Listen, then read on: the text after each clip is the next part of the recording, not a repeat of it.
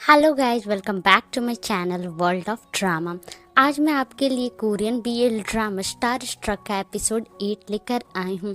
अगर अभी तक आपने ये ड्रामा नहीं देखा है तो मैं इसका लिंक डिस्क्रिप्शन बॉक्स में दे दूंगी, please do check it out. So without further ado let's get into the video. पिछले एपिसोड में हमने देखा था कि हांजुन अपनी माँ से मिलने जाता है, जहाँ उसे पता चलता है कि जिस घर में उसकी माँ रहती थी उन्होंने उस घर को कब का खाली कर दिया है। और यूजे को पता चलता है कि उसके पेरेंट्स ने अलग होने का फैसला लिया है। वो उनसे लड़कर घर छोड़कर चला आता है। आगे हम देखते कि हांजुन अपनी माँ को ढूंढने के लिए उस दुकान में जाता है जहाँ वो काम करती थी। वो उस दुकान के मालिक से अपनी माँ के बारे में पूछता है। वो आदमी बताता है कि उसकी माँ अपने बेटे से मिलने के लिए 1 हफ्ते की छुट्टी ली है।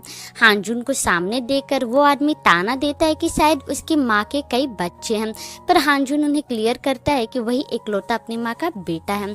जिस पर वो आदमी कहता है कि तभी उसे कुछ गड़बड़ लग रहा था, जब हर दिन कोई न कोई उसकी माँ से अपने कर्जे के पैसे मांगने आया करता था। हांजुन को कुछ भी समझ में नहीं आता है, इसलिए वो उस आदमी को और अच्छे से उसे सब कुछ बताने के लिए कहता है ताकि वो अपनी माँ को ढूंढ सके। जिस पर वो आदमी कहता है कि जो दूसरों के पैसे लेकर भाग गई है वो उसका फ़ोन कैसे उठाएगी। हांजुन थोड़ा सीरियस होकर कहता है कि उसकी माँ ऐसी नहीं है। इस बार वो आदमी भी गुस्से में कहता है कि उसकी माँ की वजह से उसे बहुत परेशानी हुई है। हाल ही में उसने किसी कस्टमर के पैंट पर नूडल्स गिरा दी थी, जिसका उसने अभी तक भरपाई नहीं की है। अपनी माँ की बेइज्जती सुनकर हांजुन उस आदमी से पूछता है कि उसे भरपाई के लिए कितने पैसे चाहिए, वो पैसे देगा। वही काम करने वाली एक वर्कर जो उनकी बातें सुन रही होती है, वो भागकर हांजुन के पास आती है जब हांजुन वहाँ से जा रहा होता, और उससे कहती है कि हांजुन रियल में भी वैसा ही दिखता है जैसे वो फोटो में दिखता था। उसकी माँ हमेशा हांजुन की उससे बढ़ाई किया करती थी। उसके बाद वो हांजुन को बताती है कि उसकी माँ कहीं भागी नहीं है, वो बीमार है, इसलिए अपनी सर्जरी के लिए हॉस्पिटल में एडमिट है।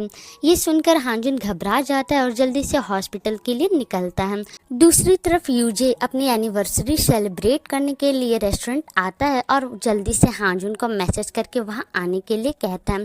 तब तक वो मेन्यू कार्ड चेक करने लगता है। कुछ देर हो जाता है, फिर भी हांजुन नहीं आता है। तभी एक वेटर यूजे के पास आकर बताता है कि वो लोग 9 बजे अपना रेस्टोरेंट बंद कर देते हैं। उसने रिजर्वेशन किया है, इसलिए उसे कुछ तो ऑर्डर करना ही पड़ेगा, भले ही उनका पार्टनर आए या नहीं। जिस पर यूजे कहता है कि उसका दोस्त जरूर आएगा। उसके बाद वो कुछ खाने को ऑर्डर करता है। खाना तक आ जाता है, पर हांजुन अभी तक नहीं आता है। रेस्टोरेंट बंद करने का समय हो जाता है। इधर हांजुन टैक्सी में बैठकर रो रहा होता है, जिस वजह से उसका ध्यान उसके फ़ोन पर नहीं जाता है। हांजुन जल्दी से हॉस्पिटल पहुंचता है।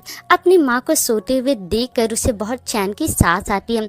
हांजुन अपनी माँ को आवाज़ देता है। हांजुन को अचानक वहाँ देखकर उसकी माँ चौंक जाती है। हांजुन अपनी माँ से शिकायत करने लगता है क्योंकि उन्होंने ना ही उसे अपनी बीमारी के बारे में बताया और ना ही घर खाली करने के बारे में। हांजुन की माँ हांजुन से माफ़ी मांगती है। वो बस अपने बेटे को परेशान नहीं करना चाहती थी, इसलिए उन्होंने उसे कुछ नहीं बताया। हांजुन को इतना बन ठन के देखकर उसकी माँ हांजुन की तारीफ करती है, जिससे अचानक हांजुन को याद आता है कि आज उसकी एनिवर्सरी है। वो अपनी माँ से समय पूछता है और अपना मोबाइल ढूंढने लगता है। तभी उसे पता चलता है कि वो अपना कोट और फ़ोन टैक्सी में ही भूल आया है। हांजुन की माँ समझ जाती है कि हांजुन इतना तैयार होकर सिर्फ उनसे तो मिलने नहीं आया है, जरूर उसकी कोई खास अपॉइंटमेंट रही होगी। इसलिए वो हांजुन को इसी वक्त जाने के लिए कहती है, पर हांजुन को लगता है कि अब बहुत देर हो चुकी है। जिस पर उसकी माँ कहती है कि अभी भी समय है, उसे इतनी जल्दी उस चीज़ पर हार नहीं माननी चाहिए जिसे वो पसंद करता हो। हांजुन की माँ हांजुन को अपने तरफ से वापस जाने के लिए कुछ पैसे देती है और उसे जल्दी जाने के लिए कहती है। हांजुन वापस तो आने लगता है, पर उसे एक बात का डर भी सताने लगता है कि शायद वो फिर दोबारा यूजे से नहीं मिल पाएगा, क्योंकि जब यूजे ने उसे पार्क में डेट करने को कहा था तब उसने एक शर्त भी रखी थी कि अगर हांजुन फिर कभी उससे सारे कांटेक्ट खत्म कर देगा, उसके मैसेजेस और कॉल्स का रिप्लाई नहीं देगा, तो वो हांजुन से फिर दोबारा कभी नहीं मिलेगा। यूजे हांजुन को वादा करने के लिए कहता है। हांजुन झट से यूजे को वादा कर देता है कि वो फिर दोबारा उसके साथ कांटेक्ट नहीं तोड़ेगा। हांजुन जल्दी से शहर पहुंचता है। उसे पता होता है कि इस वक्त यूजे कहाँ मिलेगा, इसलिए वो भागकर पार्क में जाता है और जैसा कि उसने सोचा था यूजे उसे वहीं मिलता है। हांजुन की शक्ल देखकर यूजे हांजुन से पूछता है कि क्या वो रो रहा था। उसे लगा होगा कि शायद वो फिर दोबारा उससे नहीं मिल पाएगा। हांजुन बेचारा इस पर कुछ नहीं कह पाता है। तभी यूजे को अपने लिप्स को प्रेस करता देख हांजुन की नज़र यूजे के लिप्स पर जाती है और वो उससे पूछता है कि क्या किसी ने उसे मारा है। यूजे बताता है कि उसके पेरेंट्स अपार्टमेंट के डिपॉजिट के पैसों को लेकर लड़ाई कर रहे थे, इसलिए उसने उन्हें सब कुछ रखने के लिए कह दिया। अब उसके पास रहने के लिए जगह भी नहीं है। हांजुन थोड़ी ऊंची आवाज़ में कहता है कि उसे चिंता करने की ज़रूरत नहीं है क्योंकि वो उसके साथ है, जिस पर यूजे कहता है कि उसे सबसे पहले उसके मैसेजेस और कॉल्स का रिस्पॉन्स देने में फोकस करना चाहिए। हांजुन जल्दी से इस चीज़ के लिए माफ़ी मांगता है और यूजे को उसका एनिवर्सरी गिफ्ट देता है। गिफ्ट बॉक्स में लिप बाम देकर यूजे स्माइल करता है और हांजुन से पूछता है कि उसे कैसे पता कि उसके लिप्स इतने रूखे हो गए हैं। हांजुन यूजे को लिप बाम अप्लाई करने के लिए कहता है, लेकिन यूजे हांजुन को उसके लिप्स पर लिप बाम लगाने को बोलता है। यूजे के कहने पर हांजुन यूजे के लिप्स पर लिप बाम लगाता है। यूजे ने भी हांजुन के लिए गिफ्ट प्रिपेयर किया था। दरअसल यूजे ने हांजुन के लिए कपल रिंग पसंद किया था। दुकानदार यूजे को बताता है कि वो रिंग पर उनके नामों का इनिशियल लेटर या फिर उनके एनिवर्सरी डेट भी लिख सकता है, पर उसके लिए उसे रात के 9 बजे से पहले तक उसकी दुकान पर आना होगा। यूजे ने हांजुन को वहीं पर ले जाने के बारे में सोचा था, पर अब ये नहीं हो सकता है क्योंकि रात बहुत ज़्यादा हो चुकी होती है।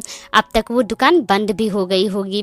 हांजुन यूजे का प्लान बर्बाद करने के लिए माफ़ी मांगता है, जिस पर यूजे कहता है कि उसका प्लान अभी भी बर्बाद नहीं हुआ है। यूजे हांजुन से उसका हाथ मांगता है और उसके हाथ पर सिल्वर फॉइल पेपर का रिंग बनाकर पहनाता है। रिंग देखकर हांजुन और यूजे बहुत खुश होते हैं। इसी तरह इनके प्यार की कहानी तारों के नीचे मुकम्मल होती है। सो यस, ये ड्रामा यहीं पर फाइनली ख़त्म होता है। मैं सारे ड्रामे के एपिसोड का लिंक अपने डिस्क्रिप्शन बॉक्स में दे दूंगी, आप वहां पे चेक कर सकते हो एक बार फिर। तो कमेंट बॉक्स में मुझे ज़रूर बताइएगा कि आपको ये ड्रामा कैसा लगा और आप इसको कितनी रेटिंग्स देंगे। अगर मेरी रेटिंग्स की बात की जाए तो मैं इस ड्रामे को 7 रेटिंग्स दूंगी, बिकॉज मुझे इसमें बहुत कुछ रश लगा। आई मीन इस स्टोरी को और अच्छे से लिख सकते थे, सारे कैरेक्टर्स के फीलिंग्स को और अच्छे से बयां कर सकते थे। सो मिलते हैं नेक्स्ट वीडियो में, बाय बाय।